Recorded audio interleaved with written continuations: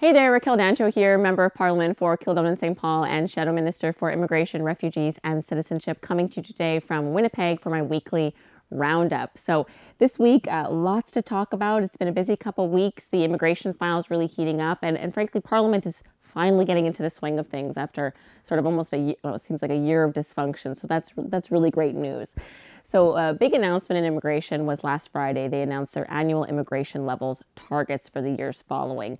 And so it was an interesting conference. I have to say, if you were watching it, aside from the masks, you would have never known that this press conference was taking place during the middle of a pandemic and the worst health and economic crisis in a century. Like there was no mention or really indication of it at all.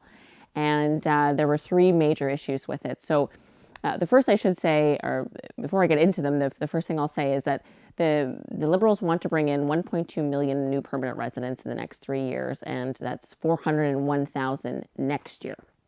And so that's a pretty high number. Actually, I believe it's one of the highest single year immigration levels in possibly Canadian history. We're trying to fact check that, but it's a high number.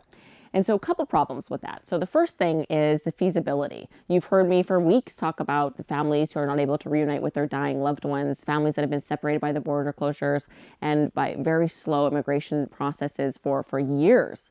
You've also heard me talk about permanent residents that sold their homes in their country of origin, sold their businesses, quit their jobs, bought plane tickets, were approved to come, paid the money. Canada said, yep, you're coming, you're going to make your new life here, and then the borders closed. And now it's been so long that their applications that took so long to get are now expired. And they're receiving no communication from the Canadian government of when that's going to be rectified. So the idea that this Liberal government is going to be able to bring in 401,000 new permanent residents next year is pure fantasy. So that's number one. Number two is the safety. Canadians, by and large, are very much in favor of closed borders because of the coronavirus. And it needs to stay that way until we figure this out. So how are you going to safely bring in over 400,000 people? We don't have widespread rapid testing at airports, so that doesn't seem to be an option. The taxpayer can't afford to quarantine 400,000 people in hotels for 2 weeks, and most people can't afford that themselves either. So how are we going to safely do this?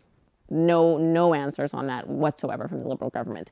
The third thing is, what about the million Canadians out of work? Because we're seeing 9 to 10% unemployment in this country more than in generations. We're also seeing less than 1% of available housing stock in Canada. If you live in the GTA, Montreal, Vancouver, I don't need to lecture you about this. It is tough to find housing in Canada. So huge unemployment, housing problems, and yet we're going to try and bring in 1.2 million people in the next couple of years in the middle of the worst pandemic in a century.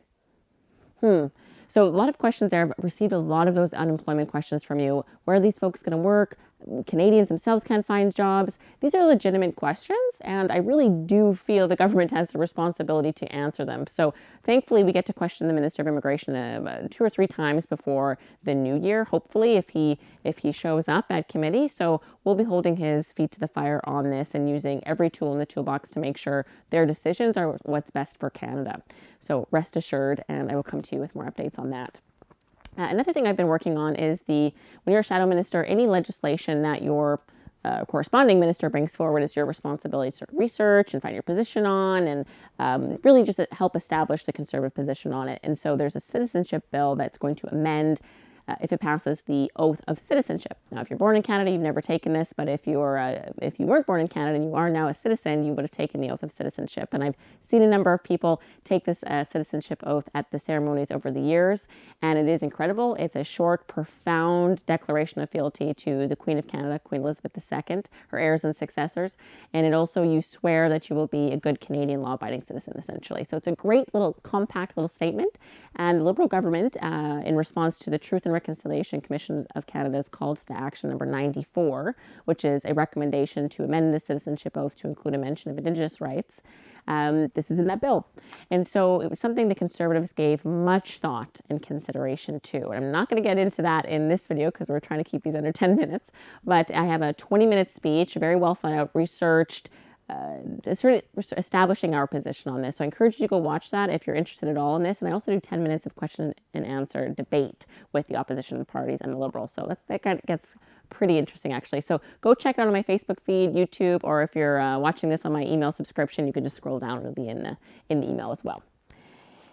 Remembrance Day is coming up. So I really wanted to mention kind of a really tough topic in today's video, and that's the recent terrorism attacks we have seen in France and heard all about. So you'll know that in the last couple of months, there's been 3 brutal terrorist attacks. The most recent one, a man stormed into a church, beheaded an older woman, stabbed a sexton to death, and then stabbed another woman who ultimately died. And this follows only a couple weeks after a teacher, Samuel Paty, was beheaded as well by an extremist and a terrorist. And so after that teacher was beheaded, Trudeau took about 11 or 12 days before he said anything in solidarity with our French allies. And then this time around, this one happened just a couple weeks later, he sort of made some excuses for it. He almost suggested that free speech has its limits, that we should maybe be considerate to not do things that will invoke this kind of terrorist response. Anyway, it was incredibly disappointing. So much so that Quebec's in an uproar about it, as is France. In fact, President Macron of France called the Premier of Quebec, Premier Legault, before he ever talked to Prime Minister Trudeau about this, because Trudeau wasn't offering really any solidarity with this horrible infringement on rights of freedom of expression that France is going through right now. So rather than be a leader and stand up for the cornerstones that are democracy, that includes freedom of expression, freedom of assembly, freedom of speech, he sort of made excuses for this kind of nightmare behavior.